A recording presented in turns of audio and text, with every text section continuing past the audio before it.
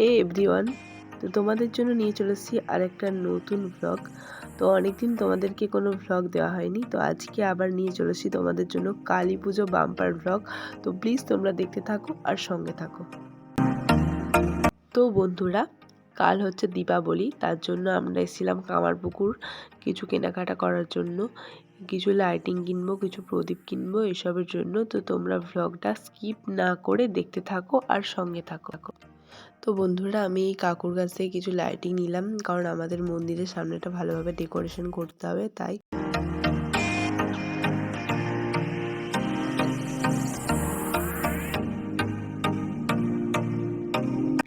তারপর আমরা গেলাম প্রদীপ কিনতে। তো প্রদীপ তো আমাদেরকে কিনতেই হবে, কারণ মন্দিরটাকে ভালোভাবে সাজিয়ে তোলার জন্য প্রদীপ লাগবে। তারপর গেলাম প্রদীপ কাকুর কাছে, কিছু প্রদীপ নেওয়ার পর দামাদামি করতে লাগলাম। কিছু দামাদামি করে কিছু প্রদীপ নিলাম। তো চলো বন্ধুরা, তোমরা ভিডিওটা শেষ অবধি দেখতে থাকো আর সঙ্গে থাকো, আশা করি ভালো লাগবে। বাড়ি ফিরে দেখি এদিকে মাকে নিয়ে চলে এসেছে। তারপর চলছে মন্দিরে একটু প্যান্ডেলের সাজান গোজন, তো এই আর কি।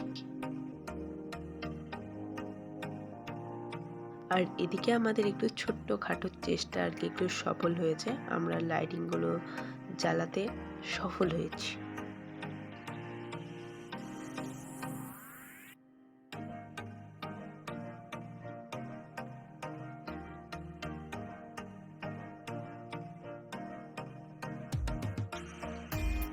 তারপর আট ঘাট পেতে বসলাম তুলি নিয়ে।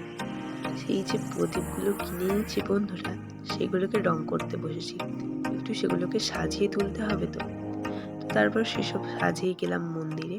আমাদের এখন অনেক কাজ বাকি। তো মন্দিরের আস্তে আস্তে যে আলপনাগুলো দেওয়া আছে, আমরা 4 ভাই বোন মিলে সেগুলোকে কমপ্লিট করলাম। তো চলো তোমরা ভিডিওটা দেখতে থাকো। এই ছিল আজকের ব্লগ, কেমন লাগলো জানিও। আরও ধামাকাদার ব্লগ আসছে বন্ধুরা, দেখতে থাকো।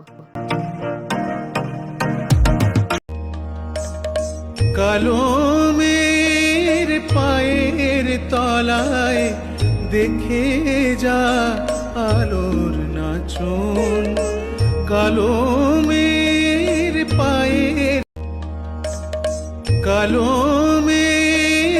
পায়ের তলায় দেখে যা আলোর নাচন।